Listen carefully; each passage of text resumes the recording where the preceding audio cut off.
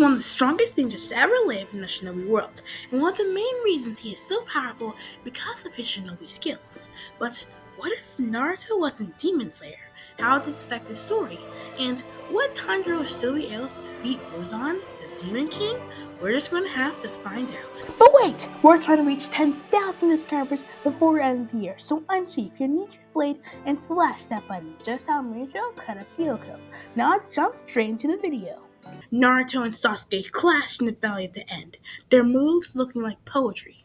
Naruto charged up his Rasengan in Nine-Tails chakra mode in a last-ditch effort to save Sasuke, just as Sasuke activated his Chidori, preparing to pierce Naruto's heart.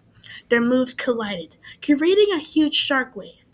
Naruto felt the air around him bending, time and space changing, as the two collided blows. Naruto opened his eyes. He saw that he was in an infinite dark space, floating as he slowly lost consciousness. Naruto would appear in Final Selection just as Tanjiro was fighting the Mud Demon. The Mud Demon would hit Tanjiro to the ground and suddenly spotted Naruto, watching from afar. The Mud Demon would rush towards Naruto, getting ready to kill him, when Tanjiro rushed forward and used water breathing to behead the demon. "Are you okay?" Tanjiro asked as he studied Naruto, wondering why he's wearing such strange clothes.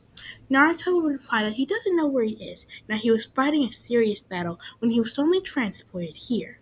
Tanjiro would offer to help Naruto reach the outskirts of the forest. Naruto would agree, and the two boys would encounter more demons on their journey to try and get to the outskirts of the forest. But Tanjiro would skillfully slaughter them and explain to Naruto that demons can only be killed by beheading them using a special made Nichiren sword.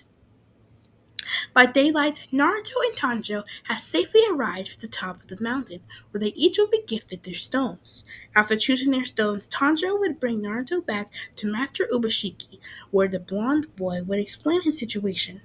Now, because of Naruto's special situation of passing Final Selection without training, yet having a great skill as shinobi, he will be made a special Nichiren ninja tools to use alongside his otherworldly chakra abilities. And so, Naruto would join Tanjiro and Nezuko on their journey to find a cure for her demoness. With Naruto being added to the team, the mission to kill Rui will be much easier, as Naruto will be able to use his shadow clones to easily eliminate the Follow Demon, allowing both Inosuke and Tanjiro alongside Nezuko to fight and win against Rui. With minor struggle, but I can't say the same about the Mugen Train arc. Naruto, Inosuke, Zenitsu, and Tanjiro will be tasked to go to the Mugen Train with Goku, just like what happened in the original. Tanjiro would engage with Enmu as the rest of the group save the people on the train. Tanjiro will behead Enmu when he suddenly realizes that Enmu is the train himself, but with the help of Naruto, he's easily able to destroy Enmu. The Saiyans thought their mission was complete, but that's when Akaza appears, and the battle between Goku and Akaza begins. The fighters would clash over and over, and Goku, weakened after the fighting the demon from the train, was barely able to hold his own against Akaza. Right before Akaza pierced his arm into Goku's body, Naruto rushed forward in Nine-Tails chakra mode and slashed at Akaza.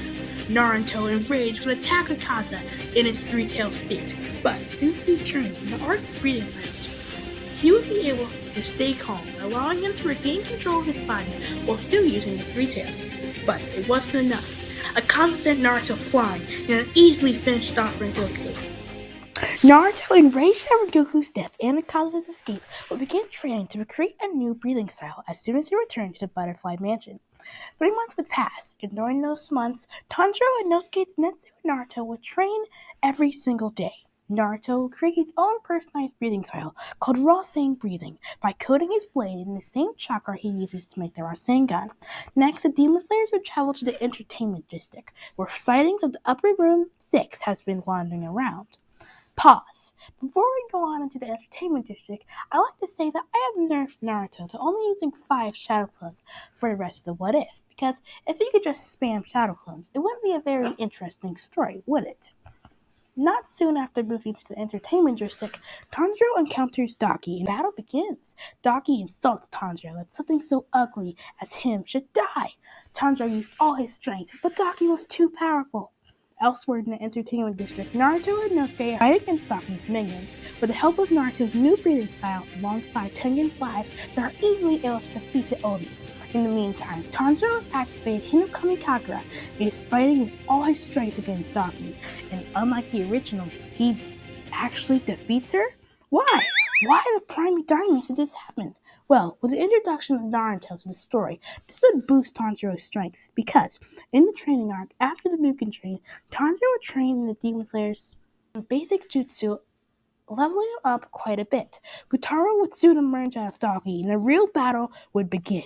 Gutaro would summon his blood sickles and begin to swing towards Tanjiro, but Tengen, in a burst of speed, jumped in front of Tanjiro and blocked Gutaro's slash, losing his arm in the process.